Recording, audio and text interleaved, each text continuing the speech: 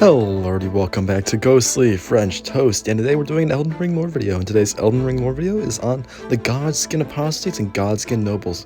So not dawdling around, let's dive on in, and be wary of spoilers if you have not completed the game. So let's do this.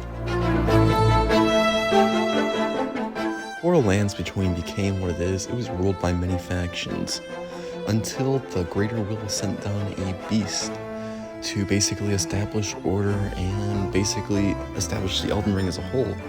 And this beast, or the Elden Beast, basically chose a vessel to host the Elden Ring. And this vessel was Queen Marika. And Queen Marika's the kind of gal where she's like, I want to rule everything, and this was in the interest of the Greater Will, to basically conquer the Lands Between. And we know that there were a bunch of gods. We have the King of Storms that basically ruled what we presume to be Stormvale Castle. And we know there was the Glum-Eyed Queen, who we're going to be talking about today. We know there are the Ancient Dragons and Ancient Dragon Lord Faladusix.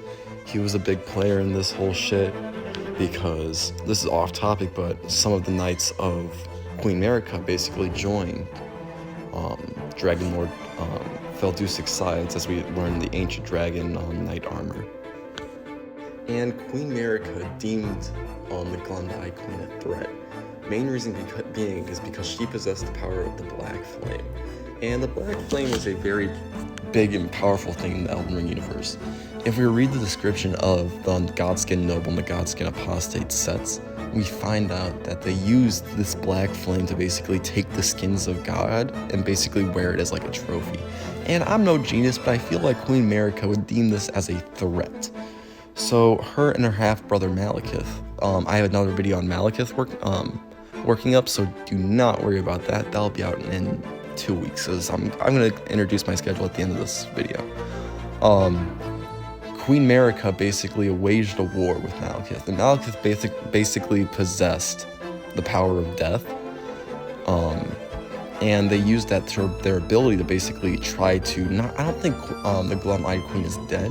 I think she's more in a slumber state, like not the Fire Lord giant, the Fire Lord's god, or the One-Eyed God that we learned from the description of the One-Eyed Great Shield.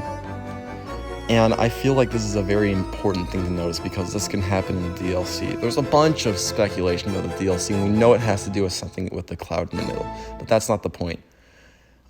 So after what's it called?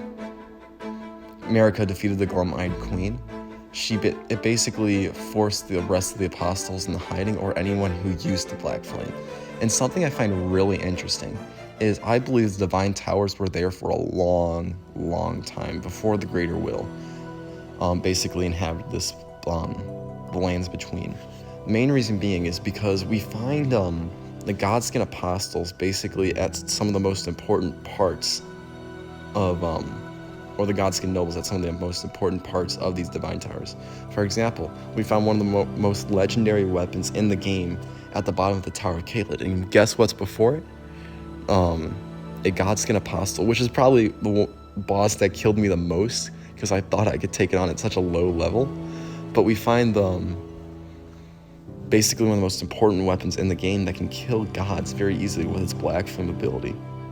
And we find a Godskin Noble in the Lunaria Tower, basically after, what's it called? After rotating the library. And we know that's important because it possesses Ranni's power. And this leads me into the second point. I believe the Godskin Nobles had a big part to play in the Knight of Black Knives. Main reason being is because we find the Godskin Noble basically protecting Ranni's body, and we have a Godskin Noble in Praetor Rykard's basically Volcano Manor area, and we know that Praetor Rykard was working with Ranni to basically overthrow the gods. And we know Praetor Rykard's kind of insane right now, but he's just vibing down the lava lake. But they've been around for a while, and we know the death ability on the knife, the blade, can't speak today, the Blade of Death ability on the Black Knife Assassin's Knives kills gods, and that's something important, because we know the Black Flame also uses gods, that also kills gods. So my theory is the apostles and nobles wanted to overthrow America. And we know Ronnie wants to also overthrow America. And Ronnie's a pretty smart gal, and she knows that Praetor Rykard has access and knows of the nobles. So they must probably work together to basically orchestrate the Knife of Black Knives and gave assistance to Ronnie in order to create the Black Knife Assassins to basically kill them, kill Godwin and her. So yeah, that's basically my theory on the Black Knives Assassins, Godskin Nobles, all that. So, I know it's a little rambling. This is just getting back into it with videos. I just felt very inspired just to do with Elden Ring and all that. So going back to my schedule, I'm thinking of uploading every 2 weeks with a lore video and like a little funny video in between. So yeah, hopefully you enjoyed the video, and see you next time on Ghostly French Toast. Bye.